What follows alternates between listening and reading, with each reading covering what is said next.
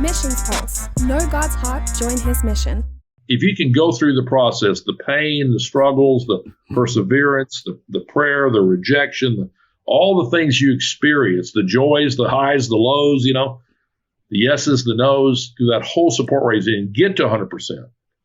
Well, once you get out on the mission field or your ministry assignment, that sense of destiny, that sense of authority, that sense of God ordination of what you're doing, I tell you, that experience alone will help you, bust through almost any barrier, like you said, or any challenge, any blockade that might come your way in ministry. It's just one of the greatest prerequisites and preparations I've ever seen. Well, I think the reason you're getting at that, and by the way, when people say, let's go raise support or let's go fundraise, my heart jumps. I love doing that now. I'm telling you. I think in large part due to the God Ask and that style of how you presented it. But what it is many times I feel out of sight, out of mind on the mission field, haven't lived in my country of birth for 23 years. I'm scrounging around in this cave looking for gems in this mine, a gold mine of souls. And I find one. I know I can tug on that rope, that rope holder imagery that William Carey, father of modern missions, paints in 1793. I'll go down into the gold mine of souls. You must hold the rope. When I pull back on that rope from Asia, right, China, now Thailand, I feel a tug on the other end.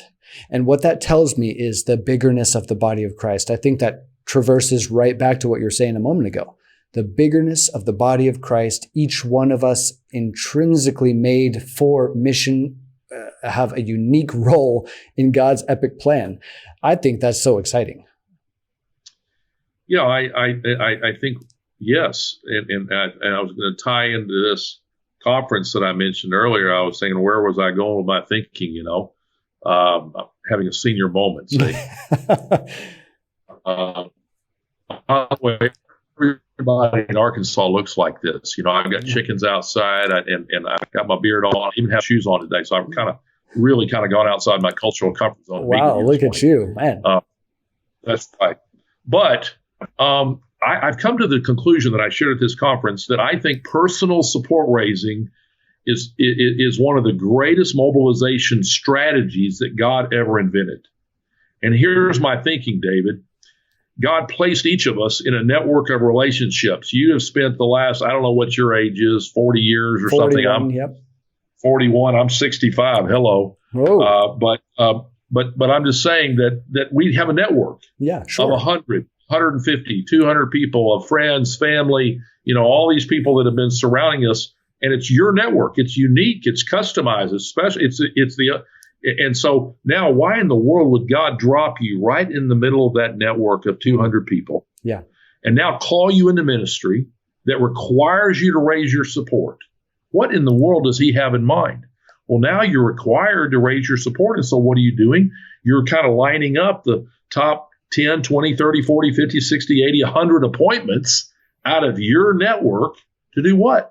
Well, yes, to go to them individually, meet with them, share your vision for fulfilling the Great Commission, asking them to pray and to give towards that, to engage and partner with you in the Great Commission. I can promise you, you're going to be just about the only person that has ever gone to them and ever done something like that in a personal one-on-one basis to involve them and engage them in the Great Commission. They probably would never really be involved or engaged unless you had gone to them and asked. And sorry to cut you off, but they're inundated and bombarded with advertisements nonstop, wanting their cash anyway, right? Well, yeah, and even Christian groups, they use emails and all kinds of Twitter and I don't know, whatever. But this heart to heart, yes, relational, person to person, this history of relationship. There's a network already established that God has dropped you in. Now, let's face it, you wouldn't be setting up those 60, 80, 100 appointments unless you were required to, right? And now you are face to face with this person at their breakfast table in their office. They've never had this experience before. Yeah. They've never met with a Great Commission worker like this that they know and trust, that they're sharing their lives, their testimonies, their vision for ministry. And then you have the gall, the boldness, the audacity to say, I want to get to Chiang Mai to reach the Thai for Christ. I can't go until I get to this level. I would like to ask you to consider being one of our partners to help us reach these people for Christ. I've got 43 days left to go before I'm assigned to go. I've got $2,200 left of monthly support to raise. I'm wondering, would you consider coming on our team at $100 a month or maybe $200 a month? I'm wondering, could one of those work for you? And at some point, lend them enough dignity and honor to zip the lip and let them answer. Yeah. They've never had this experience. You think that they're inundated with all kinds of banquets and asks and letters and appeals. Well, maybe so, but nothing like this. I see. Yes. And so God has used you to mobilize your network. And if you step away from ministry or step away from missions or step away from support raising, the opportunity to mobilize your network, in a sense, will be gone forever. Yeah. I see. So you're saying that linking between fundraising as well as mobilization is right there. Missions Pulse. Know God's heart, join his mission.